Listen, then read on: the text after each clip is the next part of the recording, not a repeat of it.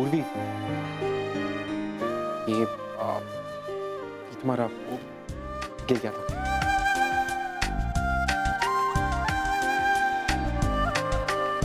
Thank you sir, पता ही नहीं चला कब गिर गया। You look very pretty.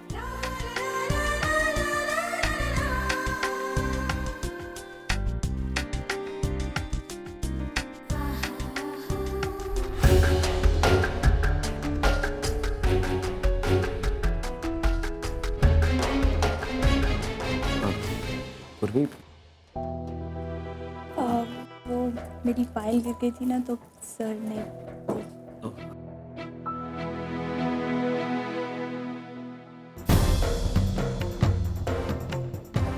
मैं अपने बेटे की शादी करके घर का खर्चा मैनेज करने की सोच रही थी और यहाँ तो हर एक मुफ्त खाने वाली आ रही है।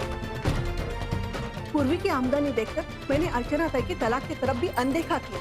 अरे कितनी सारी प्रॉब्लम्स है इस घर में, अगर हम पूर्वी की तरफ देखकर इन सारी चीजों को अनदेखा कर सकते हैं तो क्या हमारे बारे में वो सोच नहीं सकते?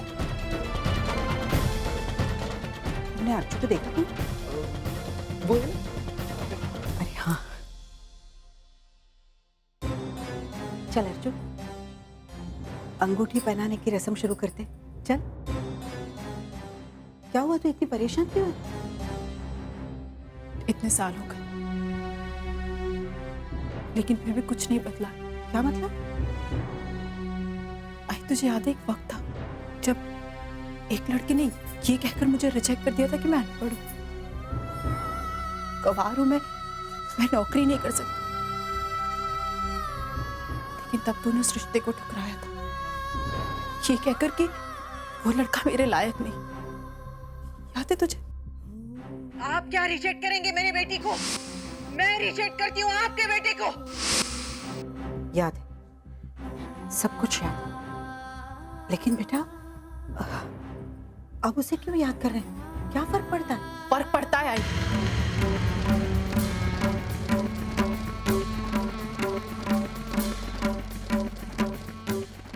बहुत फर्क पड़ता है, जितना तब पड़ता था उतना ही आज भी पड़ता है। आज वो सारी चीजें दोहराई जा रही है जो कभी मेरे साथ हुआ था। बस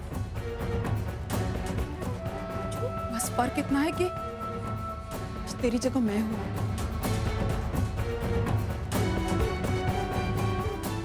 जगह पूर्वी।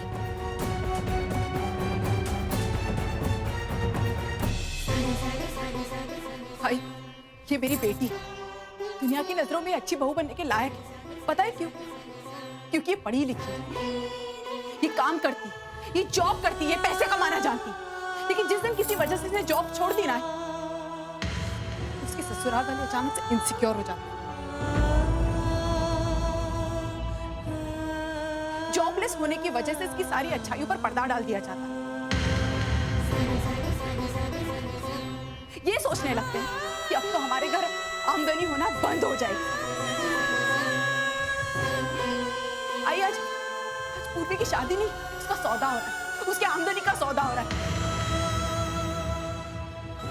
जब तक काम करेगी, जब तक पैसा कमाएगी, तब तक वो एक अच्छी बहू। लेकिन जिस दिन किसी वजह से उसने अगर जॉब छोड़ दी तो वो एक नालायक बहू कहलाएगी। क्यों आई? क्यों आई? एक औरत का अस्तित्व इस पर निर्भर करता है कि वो कितना कमाती या नहीं कमाती। भाई, ये अचानक अर्चना आंटी को क्या हुआ? वो ऐसी बातें क्यों कर रही है? तो रुक, मैं पूछती हूँ। अर्चना जी, ये आप क्या कह रहे हैं? प्रतिमा जी, आप अपने बेटे का रिश्ता लेकर आई थी ना मेरे बेटी के लिए। बहुत बड़ी बड़ी बातें की थी ना आपने कि हम तो दहेज पे यकीन ही नहीं रखते, हम तो इसके साथ खिलाफ है, लेन देन में हमारे। बहुत झूठ कहा था। एक बात को मुझे ऐसा लगता है आपने बिल्कुल सच कहा, क्योंकि आप शादी के पहले दहेज नहीं लेना चाहते, तो शायद शादी के बाद दहेज लेना चाहते।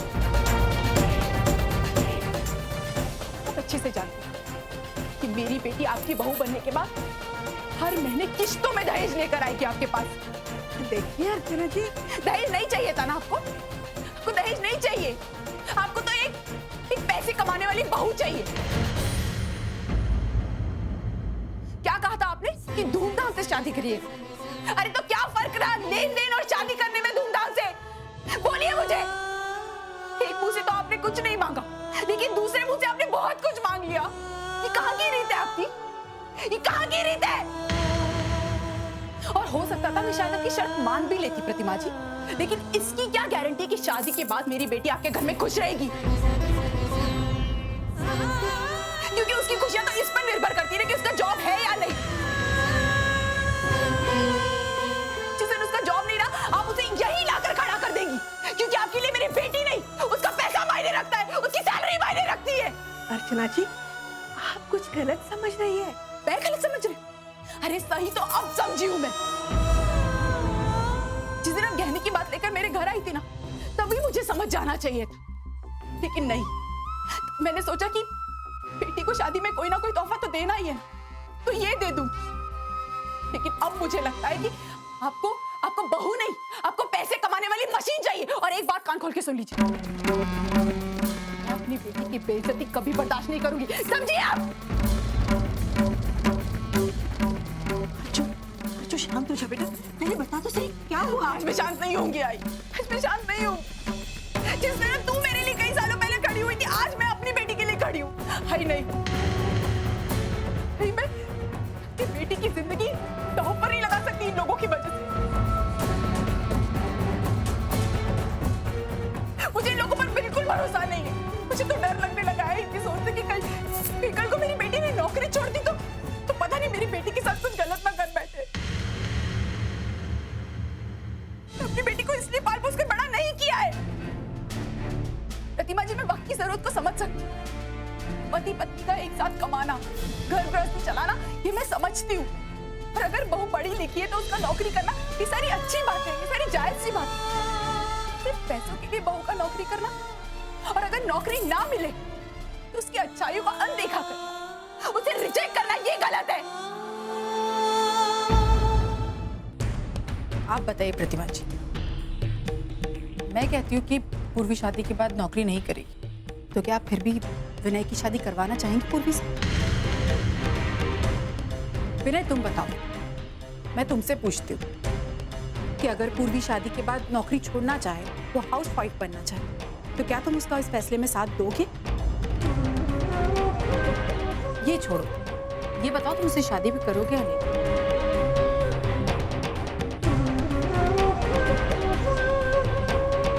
थैंक यू विनय, आज तुमने अपनी गर्दन झुकाकर बहुत अच्छा किया।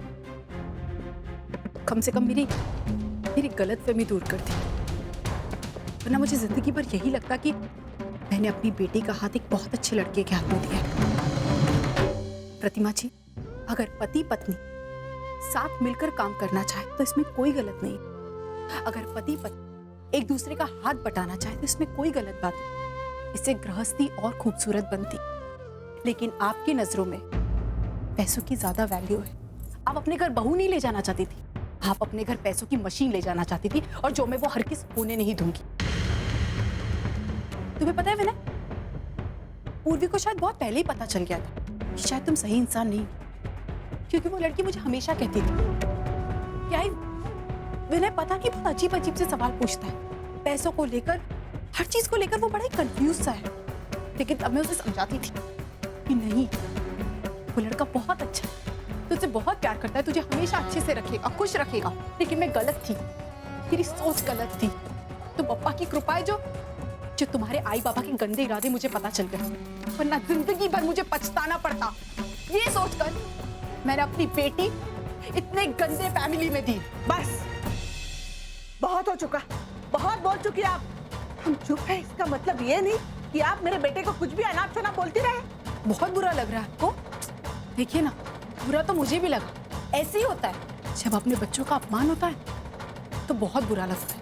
आपको क्या लगता है लालच के दम पर कोई भी रिश्ता बनाया जा सकता है? कभी नहीं। एक मिनट अर्चना जी, हमारे इतने भी बुरे दिन नहीं आए जो हम आपसे रिश्तों की अहमियत सीखे। ये जो खुद अपना रिश्ता सही सलामत नहीं रख पाई, और रिश्ते की नसीहत क्या देगी हमें? एक मिनट,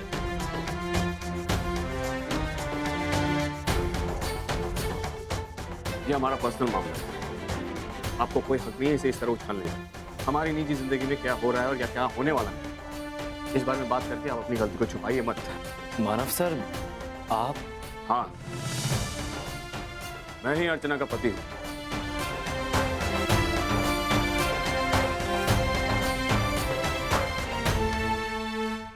और बहुत जल्द हम लोग का डिवोर्स भी होने जा रहा है। लेकिन जहां तक पूर्वी की लाइफ का सवाल है, उसमें मैं अर्चना के साथ हूँ। एक भाई होने के नाते अर्चना ने जो कुछ भी किया है बिल्कुल सही किया है। मेरी भी दो बेटियां हैं। आज अगर यही सब उनके साथ भी होता है तो मैं भी वही करूंगा जो अर्चना ने किया है। और प्रतिभा जी, आप खुद एक औरत होकर एक दूसरी औरत के बारे में ऐसी सोच रखती हैं? बस बहुत हो गया। हम अब भी आज इसी वक्त ये रिश्ता तोड़ते हैं। एक सेकंड, आप क्या रिश्ता तोड़ेंगी? मैं रिश्ता तोड़ती हूँ आपका बेटे का मेरी बेटी से, क्योंकि आप इस लायक नहीं कि मेरी बेटी आपके घर पर बहू बनकर जा सके। नहीं दे रही मुझे अपनी बेटी। मैं ये रिश्ता इसी वक्त तोड़ती हूँ। आप लेकर आई थी ना ये रिश्ता अपनी तरफ से, मैं तोड़ती हूँ अपनी तरफ से रिश्ता। चाहिए यहाँ से, प्लीज चाहिए यहाँ से, चाहिए।